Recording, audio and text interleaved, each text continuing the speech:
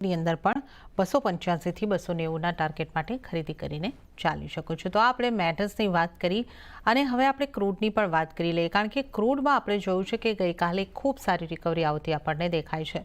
તો ક્રૂડની કિંમતોમાં પણ રિકવરી આગળ વધી છે અને બ્રેન્ટના ભાવ $73 ઉપર પહોંચ્યા છે। નાઇમેક્સ ક્રૂડમાં $69 ઉપર કારોબાર આપણને પહોંચતો જોવા મળ્યો છે।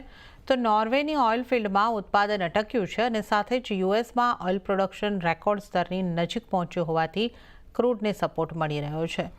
તો આપણે લીલા નિશાનમાં અહીંયા આગળથી ક્રૂડમાં કારોબાર જોઈ રહ્યા છીએ। પણ જતીનજી, જે રીતે એક સૌથી મહત્વનું પરિબળ આ હોઈ શકે છે કે બાઇડન વહીવટીતંત્રએ યુક્રેન અને રશિયા પર જે યુએસ નિર્મિત શસ્ત્રોના ઉપયોગને એક મંજૂરી આપી દીધી છે। આનાથી વધારે જીઓપોલિટિકલ ટેન્શન્સ વણસશે અને ક્રૂડની કિંમતોને ઉંચકાવવાનું એક આ રીઝન પણ હોઈ શકે છે। મેઇનલી તો એ જ રીઝન છે જેના કે જે હિસાબથી સપોર્ટ મળ્યું છે યુક્રેનને યુએસ ગવર્મેન્ટના તરફથી એક લોંગ રેન્જની મિસાઇલ્સને ગ્રીન સિગ્નલ આપવું, એ ક્યાંય ને ક્યાંય ક્રૂડના માટે થોડુંક એક પોઝિટિવ રૂઝાન બની જાય છે, બિકોઝ આગળ ચાલતા શોર્ટેજ થઈ શકે છે, રશિયાના સપ્લાય જે છે એ ક્યાંય ને ક્યાંય ડિસ્ટર્બ થઈ શકે છે। આ રૂમર્સના હિસાબથી કહી લો કે એક નેગેટિવ ન્યૂઝ ફ્લોના હિસાબથી ક્રૂડને પ્રાઇસીસને એક જમ્પ મળ્યો છે। બાકી ફંડામેન્ટલી જોવા જઈએ તો બહુ મોટા ભાગે કોઈ અહીંયાથી પોઝિટિવ રૂઝાન નથી બની રહ્યો ક્રૂડના માટે। જે હિસાબથી ઓપેક પ્લસના કટ જે છે એ ખાલી સપોર્ટ કરી રહ્યું છે, બટ ઓવરઓલ આઉટલુક જે છે એ ક્યાંય ને ક્યાંય યુએસનું પ્રોડક્શન જેવા ટ્રમ્પ સાહેબ આવશે પછી આઈ થિંક હાયર એસ્કેલેશન પર થઈ જશે અને ક્યાંય ને ક્યાંય ડિમાન્ડ સાયકલ વીક છે ચાઇનાના તરફથી। બહુ વધારે મેજર પાર્ટ મેજર્સનું મિસિંગ છે। હજી જો મેજર્સ આવવા મળશે ચાઇનીઝ માર્કેટના તરફથી તો ડેફિનેટલી ક્રૂડના માટે એક બાઇંગ મોમેન્ટમ મળશે। ડોલર ઇન્ડેક્સ થોડુંક સપોર્ટ નથી કરી રહ્યું। ડોલર ઇન્ડેક્સનું કર્વ થવું બહુ જરૂરી છે ક્રૂડના માટે પાછું।